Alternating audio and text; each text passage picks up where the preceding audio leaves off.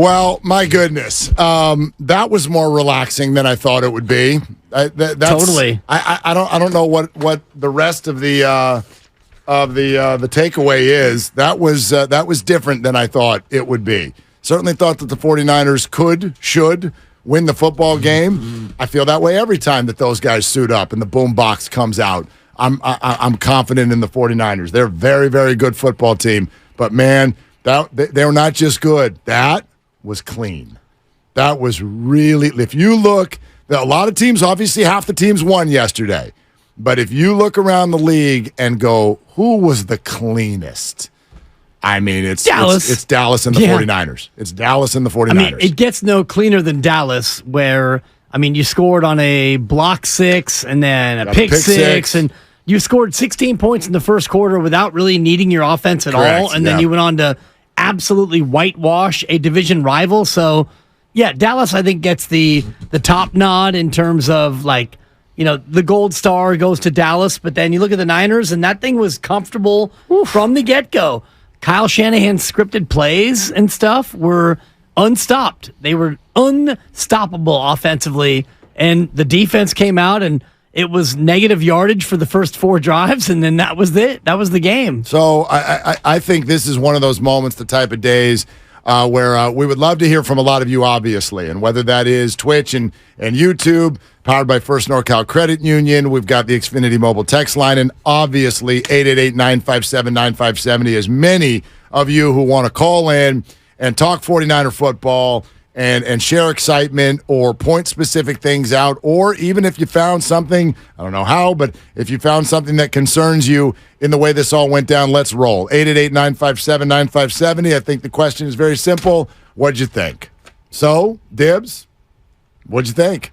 I thought they were incredible. Offensively, they were amazing. And, you know, we could talk about the right tackle and how he got dominated by a future Hall of Famer. That's fine. And that was a small piece of it, but it did not even factor into the game. You have a defensive end who had 3 sacks against you, but it didn't even matter because you were so good. You were so dominant. Christian McCaffrey and what they do out of 21 personnel is so fascinating. If you watch Kyle Juszczyk and the way they use him, they have him as a true fullback. They have him line up as tight end. They have him line up as a wingback. They move him all over, and then you have Debo in motion, Kittle in motion, Ayuk and the routes that he runs. It's easy for Brock Purdy. I'm not diminishing what Brock Purdy did, but being a quarterback in this offense, in this scheme, and knowing what he knows about what they're trying to do, he made it look effortless. And that's a nod to Kyle Shanahan. It's a nod to Brock Purdy. It's a nod to everyone on that offense, because Brock Purdy, all he had to do is just throw to the primary. Pretty much all day was, the primary's open. Boom. Kittle. Boom. Ayuk. Boom. Oh, Debo. Debo hasn't touched it in a while. Let's get it to Debo. And, oh, by the way, we have McCaffrey at running back, and he takes 165 to the house with a great cut and 2 great blocks. This offense is amazing.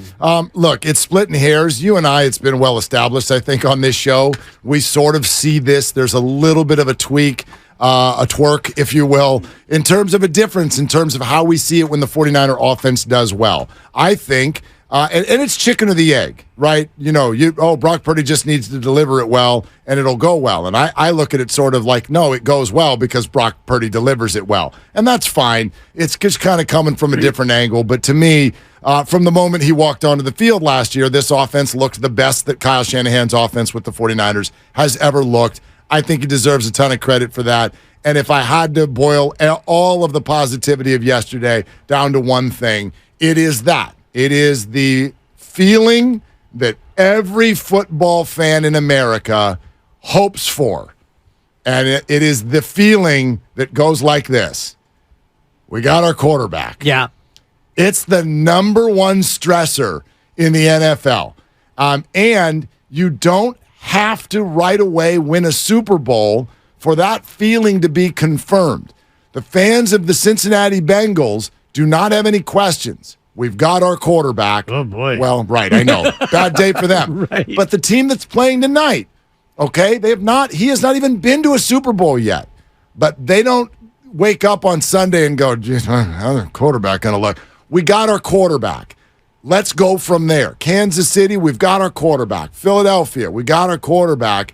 And dang it, there's a darn reason why the other team in the top 5 of the Super Bowl odds is the 49ers, because they've got their quarterback. So 49er fans, that'd be my number one message. There are a lot of them today, but the number one message today is just take that comfortability and let it shower over you. Yeah. You've got your quarterback, and everything else goes from there. They've got their quarterback. I don't know if the Niner fans feel like that we have our quarterback. And I think that's where the divide is, because if you hear Trent Williams after the game, you hear Nick Bosa after the game, you hear all the players, he got the C on his chest now. Mm-hmm. If you look inside the building, they believe they have their quarterback, but the fan base maybe doesn't believe that as much. And, I look at Brock Purdy and I look at yesterday's game, and yes, incredible. You played great, and you're a fantastic quarterback. And if you look at all the throws he made, the majority of them were pretty garden variety. This guy's open, but he made the throws he needed to make. He had the one fumble on a broken coverage. I don't know what you could expect him to do on that one. He didn't see him coming, and he got absolutely lit up. But I do worry a little bit about Brock Purdy, and not so much the hero mentality, but his tendency toward trying to make things happen with the football. Well, I'm going to bochi you for just a second. He's a competitor. That's what they do. It's almost like when people used to freak out when Mike Trout would go back and run into the center field wall. It'd be like, dude, you are a $40 million a year investment. Please let that one be a double. Don't run into the wall. Well, you can't tell someone in the middle of the moment, in the middle of the battle, to be like, okay, protect yourself more than make a first down. I just don't think very many athletes are wired that way. I don't disagree with you at all. I just think it's that there are going to be a couple of per game moments because of the history of what we've been through and what he's been through. And so I think that's normal in any football game. Your guy yesterday didn't do that. Jimmy G, when he picked up that late first down, he slid past the first down marker. He protected himself. Dude, Jimmy almost died yesterday. Did you watch the entire game? Yeah, of course. Yeah, Jimmy almost died.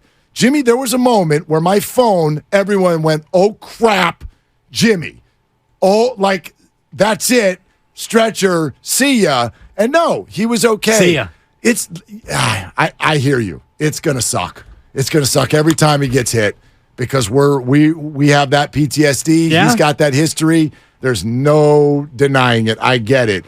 But he's gonna take some hits and he's gonna compete. And he's 23, and they think you're indestructible and all of that stuff. But the other side to it is, if you go back to at any point this offseason and feeling what we were all feeling about that injury, this whole thing could not have gotten or gone any better. He was there. He started. He took hits. He got up. He smiled, and he went to the microphone. Yeah, 6 months to the day after the surgery, he was back there playing football and played great, and you would have never known he had elbow surgery. Totally. If you were in a coma for 6 months, you would have never known that he was going to be fighting to get back on the field. Yeah. And look, the way it goes is the way it's going to go. But for me, I think there was something different for Brock Purdy and this fan base yesterday. Not because the 9th game is the magic game by any stretch. Not because the sample size is now large when it used to be small, but because it crossed an off season. I don't think enough credit has been given to the fact that I heard a lot of people today say, Brock Purdy picked up right where he left off. I disagree. He was better. I thought he was better yesterday. He had a full camp for the first time as the starting quarterback. He's had a full opportunity to run the offense, be the guy, have that label on you, all the work that goes into that, the chemistry with the receivers, everything, all of that to me looks like a player who is prepared to build on what happened last year and get it even better, which, as I've said to you a few times, why wouldn't he? He's only 23. Right. It's only his 9th game. In theory, he should get better. And because it crossed the injury, it crossed the offseason, it was a road game. It was an opener. It was all of those things. And he looked even more relaxed than he did last year. That, to me, checks a lot of boxes for a lot of people. Sure, and it helped that that game was really never in doubt because the defense made it to where the offense could come out and just be comfortable. And, they march down the field, they score, and you get the ball back before you even have a chance to get a drink of water, and you're back out there. And, the scripted plays are running great, and everything's humming, and he's making the throws he needs to make, and he was awesome. The O-line was good early in the game, and, Ayuk is a real difference maker, and then you forget about Debo, George Kittle with a couple of big first down catches, and then Christian McCaffrey, a difference maker in the past game, but really yesterday was about him running the football, and you look at this offense and you think, my God, this offense is a juggernaut, and then you add in a quarterback who can make the throws, he can run the offense, he can make the plays you need him to make, and you look up, and that game was over well before halftime. I think our eyes fairly, as the season progresses, will go to the offensive line, not because McKivitz got torched by T.J. Watt. He ain't the first, he ain't the last who's going to get torched by T.J. Watt. I would prefer to give that guy some time. Let's see how it looks over a period of games.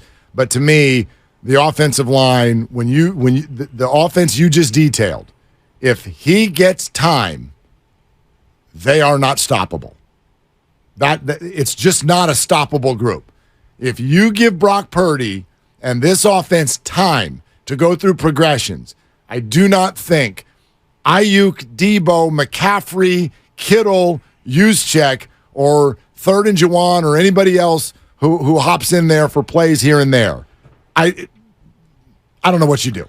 I don't know what you do as a defense. Yes, you got to collapse that offensive line quickly, and if they can't do that on any given day, the Niners are going to put up 30-plus every time. He didn't even have to go through progressions very often yesterday because, by the time he got back, the primary was open, and he got the ball out early. And, they don't have to throw the ball deep down the field because you've got guys open underneath, and you got the Yak Boys, and you feel like you can get all the yards you need. They stayed out of third and long. They did have a number of penalties, and that's where the offensive line, if you want to look at, and this is not nitpicking, this is actually looking at what they did and what they did wrong. The offensive line had a number of penalties that you would hope you could avoid in the future, and the kickoff coverage team was not very aggressive. You gave up a couple of pretty decent-sized kick returns. The kicker himself came out and looked good. Hey. Everything that he was cracked up to be. So, Jake Moody, go ahead, kid. You are no longer a topic on Sports Talk Radio. You're here. That was weird, wasn't it? That he looked so good? Yeah. Everything completely split the uprights. He goes 6 for 6. Everything with distance. At Pittsburgh. Not kicking off, though. Still with Mitch. Understood, but at Pittsburgh. I've never been there, but we're always told it's good one of the conditions, though. Yes, it's early in the season, but still one of the harder places to kick. But if it was nerves, they would have been there yesterday, and he looked perfect. Yeah. So it was almost to the point where I was like, dude, what? What was that all about? Right. Let's go back. What the hell was happening in the preseason if that's your normal? And they asked him, actually, after the game, were you feeling butterflies? And he goes, no, it's just a football game. I've done this 100 times. It's just another game. And I guess his leg felt better because he did not show any ill signs of a leg injury going in. So sweet. Yeah. And it did not come down to a field goal. No. At all. Not even close. No. Yeah, that was a little bit weird to me. I was like, right, he went out there for the first one. You're like, okay, right, and we're up 7-0, and okay, all right, there you go. And then he swings the leg so easily, and the ball flies like 55 yards. Right. It's like that cleared it by a good 15. And that's why they got him. Right. And so now after just one game, you start thinking about a whole new repertoire, which is, in fact, it almost happened at one point. I think they converted, but there was kind of a third and long, right around 38-yard line. And I'm like, come on out here and kick a 55-yarder if they don't get it. Maybe that brings a new dynamic to the Niner offense. Not that it needed one.